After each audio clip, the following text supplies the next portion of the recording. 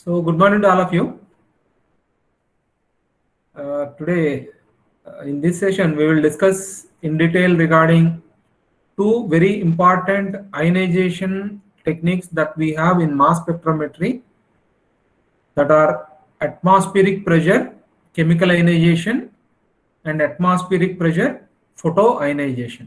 Okay, so these two techniques are very important. The discussion looks more like an extension of electrospray ionization.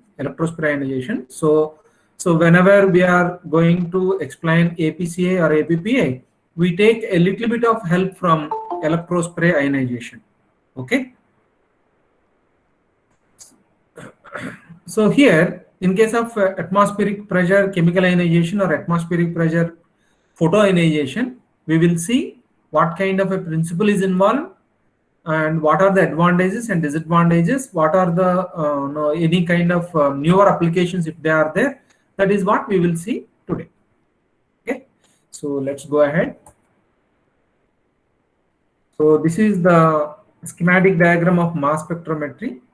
So we have discussed in detail regarding the sample inlets, and here is where we are.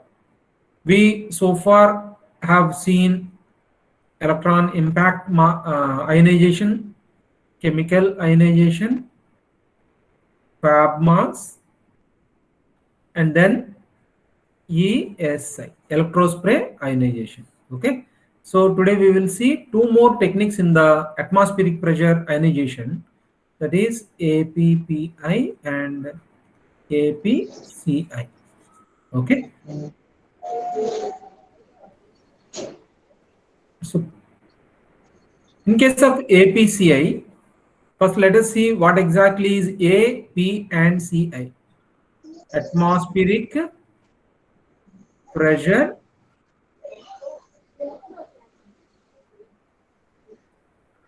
chemical ionization. So let's see what exactly is atmospheric pressure, what is chemical, what is ionization. Okay, so here normally in case of mass spectrometry, we keep the entire instrument under very high vacuum of the order 10 power minus 6 torrs. But here we have three ionization techniques. One is electrospray ionization, second one is APCA, third one is APPA. These are the three techniques where the ionization happens at normal atmospheric pressure. Okay, so that's why these are somewhat different and they have more applications. That is the meaning of atmospheric pressure. What is chemical ionization? We already have seen what is chemical ionization in the hard ionization techniques. So here in case of chemical ionization, what we will do, let's say we have a molecule M and we will have a chemical C. So this chemical will first be ionized by using high energy electrons, so that C will become C plus, and this will then hit mass actual or molecule, and then it will give us the molecular ion. So this is the way how energy transfer happens in case of chemical ionization. And we all knew that this is a very high energy situation. But here in atmospheric chemical ionization, so what exactly is the difference? Okay, so before actually discussing this one, we have to see one very important phenomena, that is what we call it as corona discharge. It is not virus corona. Okay, so in simple, the thing is like when you have one electrode, when you keep it against another electrode, and when you apply very high voltage difference across this one, very high voltage difference, though here we have no conducting material is there, there is no conducting material is there, but we kept this entire unit in environment, in atmosphere. Okay, in atmosphere you will have gas, and then other elements will also be there. Okay, so at one point, at one voltage, the environment will become conductive. environment will become conductive, and then you will see spark coming. You will see a spark. So this spark is nothing but glow discharge lamp. No, you might have heard of this word, glow discharge lamp. So at one point, the voltage will become high enough to make the atmosphere around this as conductive, so that charge transfer happens between the two electrodes, though there is no conducting material is there. So this is in brief what we call it as corona discharge. Okay. So this voltage that is moving from one end to the another end is actually a high energy component. So this is very high, this is a very high energy. So that's the reason why when a spark is moving from one side to another side, let's say when you keep a molecule over here, then the molecule gets energy enough to get ionized, enough energy to get ionized. So this is in simple what exactly is going to happen in case of APCA. Okay, so I'll show you a picture. So in case of corona discharge, let's say we applied, as I told you, we'll have two electrodes. One electrode is over here, the electrode is over here, the second electrode, and now we are applying a voltage difference. So while applying voltage difference, it is going to get ionized almost like that, and then electrons are going to be emitted. So this looks more like photo emission, but it is not exactly photo emission. Okay, so electrons are released of very high energy, and then it is going to cause ionization radiation around this electrode. So the environment or the atmosphere will become conductive, so thereby the charge will start moving from this direction to this direction. So that is what we will see, more like a spark, more like a spark. But in simple, when the electrons are moving from side to side with high energy, let's say when you keep an element or any kind of a neutral molecule over here in this pathway, there is a possibility that these electrons will hit the molecule. So thereby there is a possibility of formation of ions. There is a possibility of formation of ions. So when these ions are generated, because on the other side we have a positively charged electrode, on the other one side we have negatively charged electrode. So these ions are going to drift towards the electrode. So in that way, the ions or otherwise ions or ionized molecules will be moving towards one side, and neutral particles can be separated. So this is the logic behind ionization by using APCA. Okay, so here what we are using, corona discharge, high voltage is what we are using for generation of high energy electrons, through which we are going to convert the environment, atmosphere, ionized. So these ionized particles, the high energy, will be transferred to the molecules.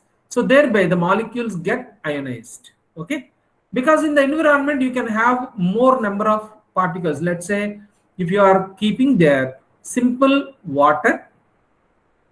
Okay, so in the environment we have only moisture is there.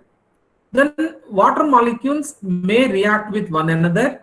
Okay, so the energy can initiate a cascade of reactions. So that's the reason why we have to control the voltage in such a manner that only a few select molecules can get ionized. Okay, so that we will see in the next slide. I hope the principle is clear to you. Here ionization is happening through corona discharge.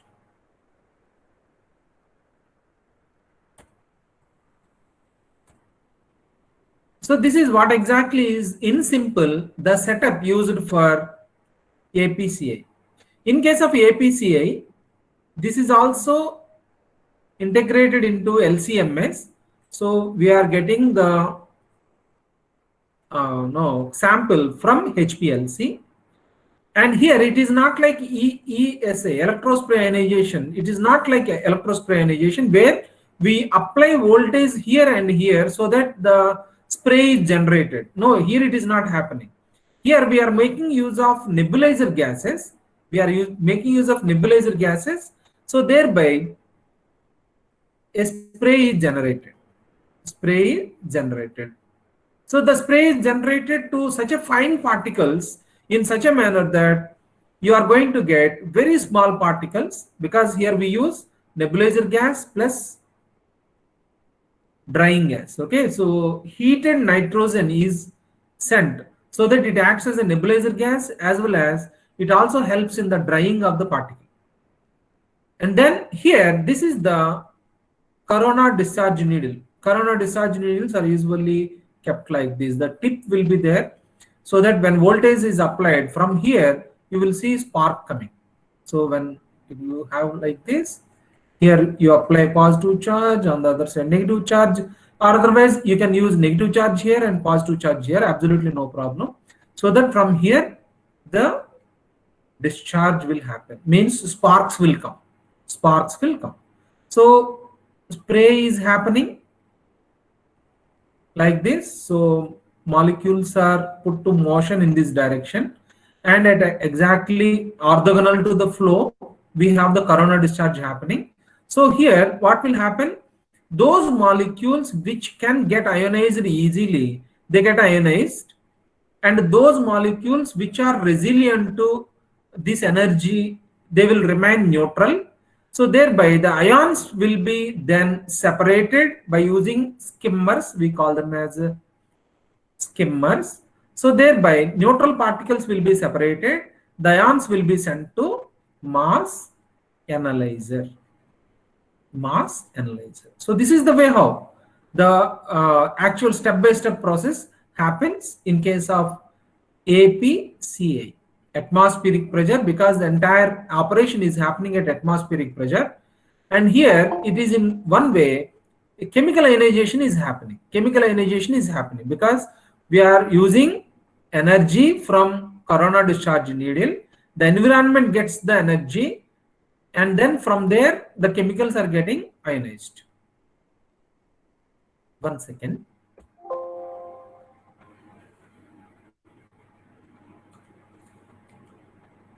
I suggest all of you to please log in using university mail IDs. University mail ID, andrauniversity.edu.in. Okay, so you can directly join the class. Otherwise, if you are joining with your personal email ID, I have to allow you to the class. Okay, it creates a lot of disturbance. So I request all of you to please use your university email IDs. Okay, so we'll continue.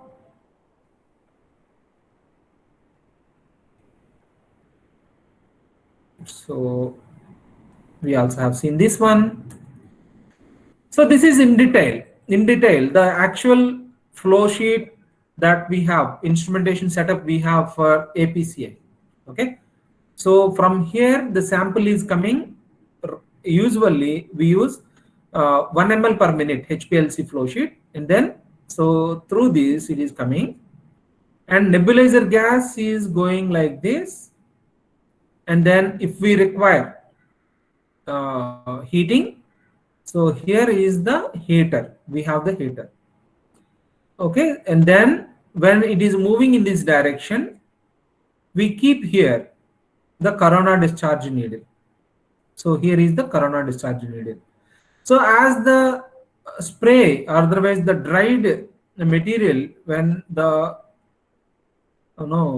spray is moving in this direction, the molecules when they are moving in this direction, then here we have the corona discharge is maintained at 8 kV, 8 kilovolts, very high voltage.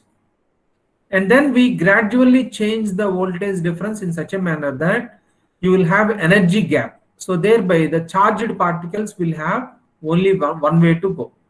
So in case of skimmers, or in case of sample cone, or in case of ring electrode, our objective is to remove neutral solvent particles or neutral particles.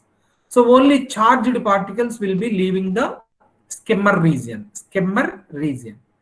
and then we will have accelerators and focusing lenses, just like any other ionization techniques, electron impact or any other every ionization technique will have this setup where we can ramp up the speed and then we will also use the apertures over here so that we can focus the ion radiation. So ions will go just like a beam. Ion beam generation means when ions are coming out, so they may be having ions over here, here, or here, something like this. But when they leave this accelerator plate, the ions will actually move like this in a linear fashion, so that they will be submitted for mass analyzer. Mass analyzer. So if you see here,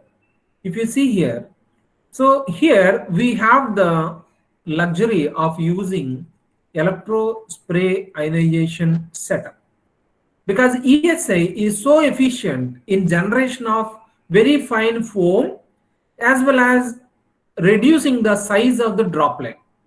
So there is a possibility that in APCI you can have an integrated setup which looks more like, or which works more like ESI. But here our objective is to reduce the bubble size. Usually in case of ESI, where exactly ionization is happening? Ionization is happening because of the mobile phase.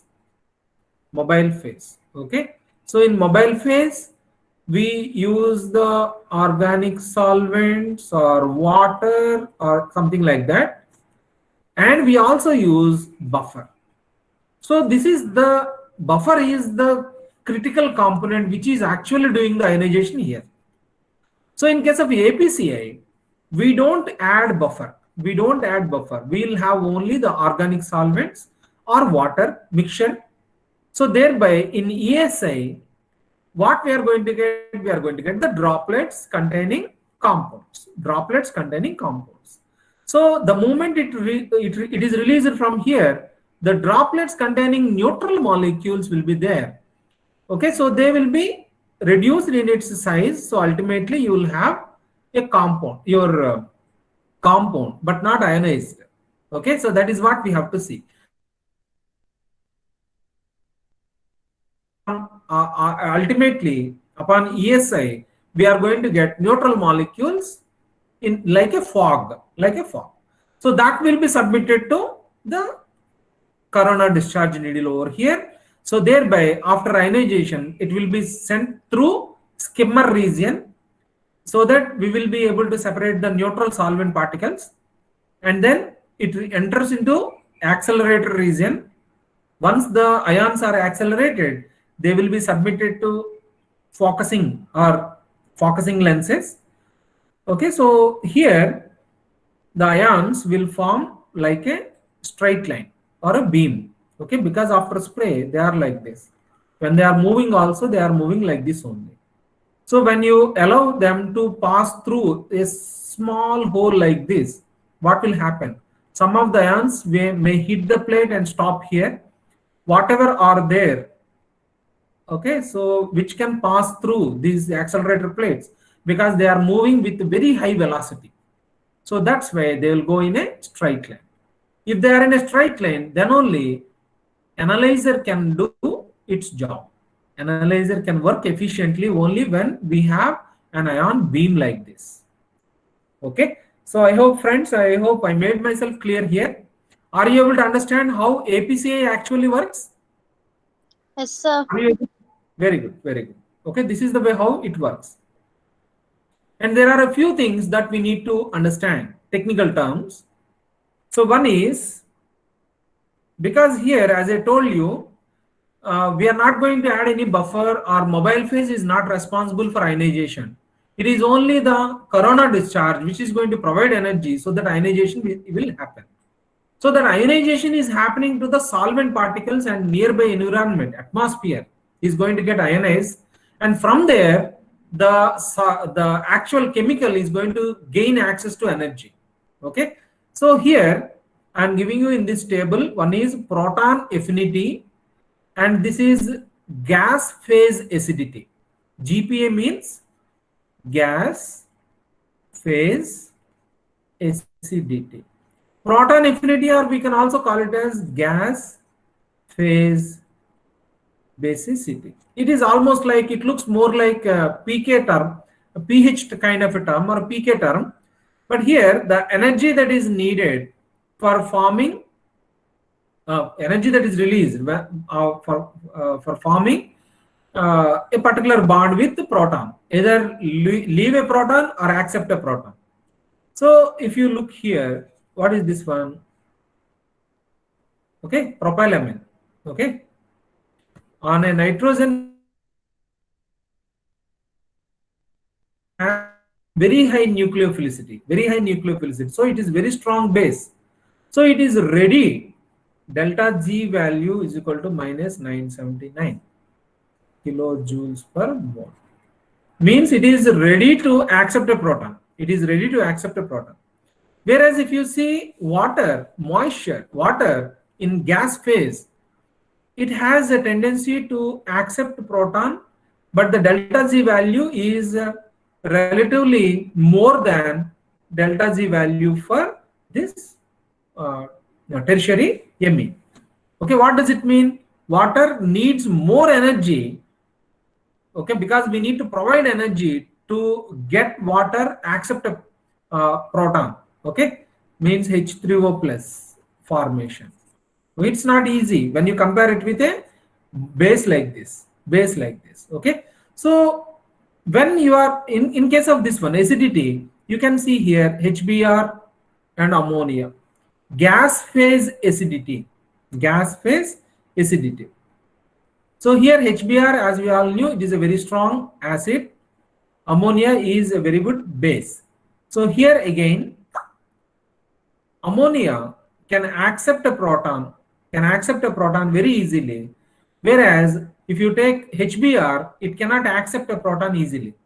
It is ready to donate a proton. So if you go through the tables, every one of these organic compounds have different energy level for either accepting or donating a proton.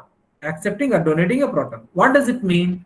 Let's say in the environment, let's say if we have such and such energy, only a few of them are going to get ionized. If you give very little energy, then all these easily ionizable molecules can gain ionization, whereas the remaining, they remain neutral. Okay, so this is the way how ionization happens. M is the compound, M is our compound, R plus is the ion generated in the atmosphere because of corona discharge. And now the chemistry happens over here. M will react with R plus, and because R plus is the reagent, acts as a reagent, which is a part of the solvent only, M may lose proton to R plus so that it will become positively charged, and the R will accept a proton. Okay, so M minus H plus RH is going to form. Okay, so these are all some of the ways how ionization can happen. There is a possibility, like if a compound has more number of double bonds, there is a possibility that M can directly lose an electron and M can become ion.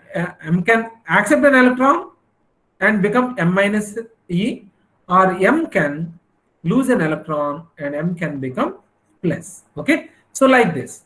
So all these are the possibilities that we have, which are actually responsible for ionization in case of APCA. And one more thing is, these are also the reactions that are possible in case of APCA. Okay, so here in case of APCA, because we are using very high energy spark, so there is a possibility of explosion. Okay, so controlled explosion is going to happen over there. So that's the reason why we are advised to use water and a mixture of other organic solvents which are not very much flammable. And because there is a possibility of multiple types of reactions that are possible, so that's the reason why we are advised to use water and other chemicals which has less number of functional groups, and which requires very high energy for ionization, okay, as the solvent ingredients. So recently, this is a recent addition, only in 2018 I think it was discovered, where scientists could perform APCA, atmospheric APCA, by using carbon fiber as the corona discharge needle. And here they also used a carbon fiber for generating electrospray ionization, where so from here what actually the carbon fiber, so they kept the liquid droplet, okay, liquid droplet, so that from here electrospray liquid droplets are generated. So what is the job of this part? It is only to generate the liquid droplets or the solvent environment or the atmosphere, okay, because here you have so many, because it is exposed to the atmosphere, so you can have many types of gases can be there. To replace all of them, you need to create generate gas environment over here. So that's why solvent droplets are generated, so that if you apply high voltage difference over here, there is a possibility of generation of spark. Spark will not be generated easily in vacuum. Spark cannot be generated easily in vacuum. Okay, so that's the reason why we needed atmosphere around the needle. So here, by using this apparatus, by using electrospray ionization only, so they are going to use only the solvent droplet. So this liquid will contain solvent, and if any other chemicals are needed, they will be there, which can help in generation of the spark or corona discharge, as well as it acts as the reagent gas. And the compound is inserted either as a gas, or you can directly place this sample within the chamber. So thereby the vapor that is coming out will contain the molecules. And then once the spark is generated, the reagent gas is ionized. The reagent gas will react with the molecules. So thereby ions are going to be generated. Okay, so here we are using carbon fiber, and here we are using carbon fiber, no metals, nothing. So normally we are going to use steel needle or nickel is what we are going to use. So once the ions are generated, they will be submitted for analyzer. Okay, so that thereby we are going to get the ions over here. This is the latest modification.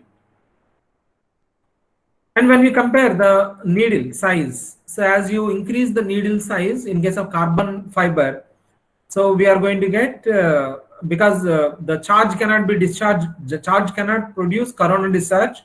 So that's the reason why the thinner the needle, sharper the signal. So here if you see the thickness of the carbon fiber, more thickness is there, so thereby ionization is not very much dependable. See, this is actually the setup we have for APCA, especially carbon fiber based APCA. So from here, from this side, okay, so to the tip of this one, we have the carbon fiber attached over here. So thereby corona discharge is going to happen. From this ESI, we are going to get the solvent particles. And here in this chamber, the sample is kept so that the gas is going to be released. Otherwise, vapor of the solvent of the sample is going to be liberated. So thereby you can have the reaction happening over here, and then you will have the analyzer section attached to this. Okay, so this is the way how it is done. If you see the applications of APCA is actually discovered close to 1960s. Okay, so in case of ESI, what is the problem with ESI? Reasonably polar to highly polar polar. So this is what we can do. Reasonably polar. So if the sample, because in ESI, ionization is happening because of buffer or the solvent, not because of energy. Okay, so that's the reason why if the sample does not contain polar functional groups, electrospray ionization cannot be used. But in case of APCI, if you see the type of molecules that are analyzed, so this is a fatty acid, this is a fatty amine, this is a aryl amine, this is highly polar, this is histamine, this is also highly polar, this is highly non-polar, there is no functional groups at all. This is cinnamic acid ester, methyl cinnamate. Okay, so that's the reason why APCI is able to generate ions for highly non-polar to reasonably polar to highly polar molecules also. As you are seeing, the corona discharge is actually responsible for ionization. So that's the reason why there is a possibility of sample destruction. That's why highly polar molecules cannot be analyzed by using APCI. Okay. So friends, that is all about the APCI, atmospheric pressure chemical ionization. So let's move on to the second technique, that is atmospheric pressure photoionization. So in simple, what is AP? We have seen atmospheric pressure photoionization. Photoionization means through radiation. Maybe you might have heard of this one already. That is photoionization means we are going to use high energy radiation like UV radiation, because UV radiation has the capability of ionization. So we use high energy radiation that is generated so that we let the sample pass through this radiation, so thereby ionization happens. So that is actually in simple terms what exactly is going to happen in case of APPA. So in simple, the setup is like this. As I told you, we have the inputs coming from HPLC, and quite often we make use of a setup similar to ESI here. As I told you, we don't use any solvent or buffer for ionization. If you are using solvent or buffer for ionization, so that is what we call it as ESI. Here ESI setup we use just to generate droplets, so that the sample will be made to a gas form. Okay, so because larger droplets will become smaller, and then sample is released. Now the molecules are in gas phase. Okay, so this is the way how we are going to make use of electrospray ionization principle in APPA or APCI just to generate the gas phase compounds. Okay, it is almost like generating vapor. Okay, then we'll have a very powerful lamp over here, and then it is going to ionize the molecule. Once the molecules are generated, not HPLC on this side, I made a mistake. See, HPLC inlet is from this side, and then we have the vaporizer. ESI setup is over here. Okay, and then we have the light source, and then we are going to generate the ions from here. The ions are going to be captured, and then ions are going to be submitted for analyzer. So whenever ions are submitted to analyzer, you will have area, we call it as skimming area. Skimmer followed by accelerator followed by focusing lens. This is the standard setup. We cannot change that. So here we will have regions to facilitate proper evaporation or proper formation of the vapor over here. So that's the reason why drying gas, etc. are used. Okay, so this is the actual setup of APPA. So I'll give you one more detailed picture, or before that I'll show you this one. So as I told you, here through H nu, we are going to give energy. So if the energy is enough for a compound to get ionized, it will be ionized. As you all knew, every compound will have its own type of energy. So that is what is shown over here. So every compound will have its own level of energy that is needed for its ionization. Most of the drug molecules and polar functional group containing molecules will have very less energy that is needed for ionization. Okay, ionization energy is very less. Whereas the solvent molecules, nitrogen, stable compounds, neutral solvents, etc., they'll have very high energy. Okay, so that is about the ionization hierarchy that we have in case of molecules. So let's say if you mix, so let's say if this molecule is A, this molecule is Z, Z is the solvent, A is the compound. Then when you apply H nu, okay, so here we have A as well as Z are there. A and Z, A and Z. So Z will remain neutral, so thereby it will come out. And A will get ionized, so that this will be submitted for further analysis. If you are using very high energy, there is a possibility that the molecule can get further fragmentation. Okay, as the fragmentation energy that is needed is very high, sometimes it will go to even ionization of the common solvents also. So that's why we don't use huge energy.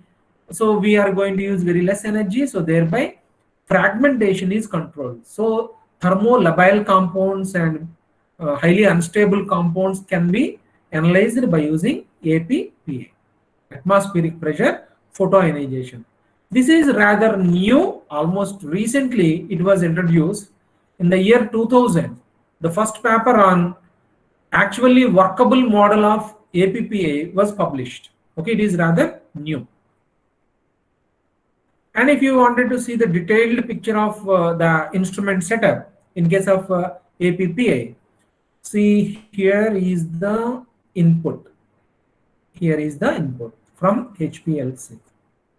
And here you will have the setup for electrospray. Usually you will have a setup for ESI. So the power supply, everything, they all mean the same. They are mean the same. So thereby you are going to generate the vapor, because it is released as a droplet. Droplet will be further reduced in size and the sample will be vaporized. And then we are going to maintain temperature with the heater. And then here is the lamp. Here is the lamp. So the lamp is going to, this is the window. So from here you will see the light coming. And then your sample is moving in this direction.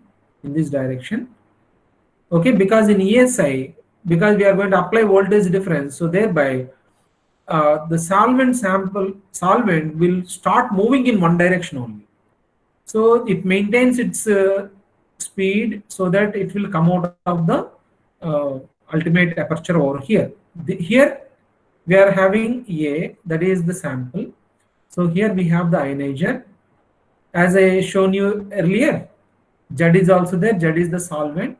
So Z will be removed. Okay. So curtain gas is slowly, gas is blown in this direction in such a manner that when ions are moving with the velocity. So mv is moment of inertia. Because of moment of inertia, ions cannot be deflected easily, because we are using nitrogen gas or something like that to remove solvents. So this is what we call it as skimming. Via skimming, the neutral solvent particles can be separated. So once the ions are passed through the accelerator plates, etc., it will be sent to analyzer. So friends, this is the way how actually ionization is going to happen in case of atmospheric pressure photoionization. Is this clear to all of you? Hello? Yes, sir. Okay. Now we'll go to the next one. Just this is like a comparison of the three techniques, that is ESI, APCA and APPA. As I have shown you, in case of ESI, ionization can happen only for polar molecules or reasonably polar molecules. But benzopyrene we have over here is highly nonpolar, highly nonpolar. So if you use very high energy in case of ESA source, then only there is a possibility of formation of an ion. That too, it looks more like noise. Whereas in case of APCI, there is a possibility of ionization. Yes, this is reasonably good. If you see the population or over here, the scale is constant. So here ionization is happening, but in APCI, we are going to use a spark, okay, or corona discharge. So in corona discharge, there is a possibility of formation of a fragment. So that's the reason why you can see the fragments over here. In case of APPI, you are going to tune the bulb, okay, voltage or otherwise the radiation capacity. So thereby you can't see any kind of dependable fragments over here, and molecular ion is of a very high intensity, very high intensity. So this is the advantage with APPI. Now APPI became a very important technique for us, very important technique for us. Okay. So here highly nonpolar molecules will give us highly dependable molecular ion. So especially if you see in the market right now, vitamin D3 injections are available, oral solutions are available. So many formulations are available. So here in vitamin D3 formulation, if you see, the sample is in microgram per ml. Microgram per ml. This is highly diluted and it's not easy to ionize vitamin D3. Okay. So then what will happen? Cholecalciferol derivative. Okay. So many other doxycalciferol is also there. It remained a challenge right now. Unless if you have APPI, then only it is possible to detect vitamin D3, because vitamin D3 is amenable to thermal degradation and photo degradation. Both are there. So here, in case of APCI, if you use this one, corona discharge is going to destroy vitamin D3 and so many fragment ions are going to come. In APPI, because you can control the radiation intensity, vitamin D3 was successfully analyzed by using APPI at parts per billion at ppb level, So that is the advantage with APPI. So as I told you, we have different types of radiation sources here. So one is xenon lamp at 8.4 electron volts, krypton lamp which gives 10 electron volts, argon lamp releases energy at 11.2 electron volts. So if you see the type of compounds that we have, nitrogen, water, acetonitrile and oxygen. The first three, nitrogen, water and acetonitrile, these are the three chemicals we regularly use in LCMS. The drying gas is almost all the time nitrogen only. Water and acetonitrile are very popular solvents that we use in case of LCMS. So here we have methanol, isopropyl, propanol and hexane.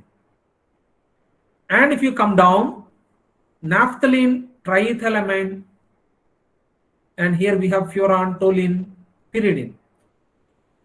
So almost all these compounds are of very low in energy as far as ionization is concerned. So when you are using xenon lamp, only naphthalene can be ionized, but not all these. Okay. So in that way we can achieve selective ionization. The second thing is we can also achieve not further degradation. So compound will always give us molecular ion, okay, no fragment ions. And if you see the type of ionization that is happening over here, directly, normally, this is what we are expecting, like molecule directly exposed to radiation and then it is becoming an ion. Okay, so this is the way. But in most of the cases, especially in the non-polar side, we usually face this difficulty in ionization of a compound. So that's the reason why we add chemicals, we call them as dopants, dopant or doping. it is almost like a reagent.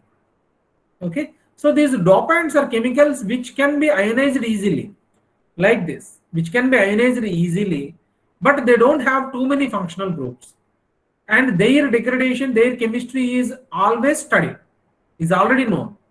So that this dopant is added to the solvent, so that first dopant gets ionized, and this is going to react with M, so that so that the compound is going to be ionized. So here the ionization is happening not because of radiation, but because of the dopant. Okay, so this looks more like electrospray ionization or APCI chemistry that is happening in ESA or APCI. Okay, so here the dopant is going to be useful to us in ionization of the molecule to give us molecular ion. So here we are going to get M plus H, and there is also a possibility that D plus can abstract a electron from M, and then M plus can be generated. Okay, so these are the mechanisms that we have behind ionization of a sample in APPA, atmospheric pressure photoionization. Okay. So to give you a simple example how a dopant works or solvent influences. So testosterone when analyzed, so this is in isooctane, and this is in methylene chloride, and this is in isopropanol. This is when we are using solvent as ethyl acetate, and here this is acetonitrate. Okay, so isooctane, in isooctane the relative signal of testosterone is very high. So here what is happening is isooctane or methylene chloride, they are easily ionizable in case of photoionization. So what is happening is the ionization radiation is able to knock off one electron from here, so that this reacts with the sample, the testosterone. So thereby we are going to get very strong signal. So the same is observed even in progesterone. Testosterone and progesterone are our hormones which are lipids, highly lipophilic. And for your information, by using traditional electrospray ionization, we cannot get signals for testosterone and progesterone. Strong signals cannot be generated for testosterone or progesterone by using classical electrospray ionization technique. Further, these are some of the samples which are analyzed by using APPA. You can see, I hope you understood the concepts clearly. So from tomorrow onwards, we will see the analyzer part.